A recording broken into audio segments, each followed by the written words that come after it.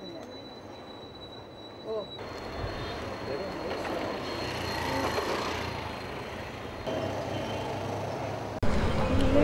ഇവിടെ ഇങ്ങനെ കിടക്കുമ്പോൾ നിങ്ങൾ ആഹാരമൊക്കെ ഇവിടെ പാകം ചെയ്യുന്നു.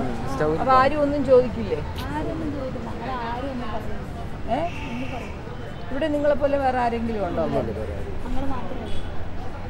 മഴ പെയ്താൽ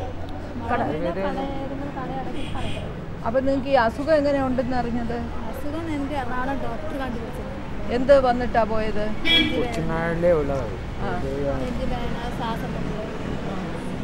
പണിയെടുക്കാൻ പറ്റില്ല, നടക്കുമ്പോൾ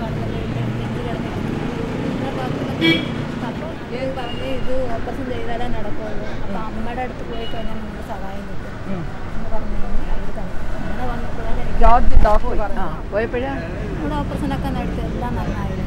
എല്ലാം ഒന്നും നിങ്ങൾ ചെയ്തില്ല. ഇപ്പൊ എത്ര നാളായി ഓപ്പറേഷൻ കഴിഞ്ഞു? 6 മാസം. ഇപ്പൊ അമ്മയ്ക്ക് കുഴപ്പമൊന്നുമില്ല.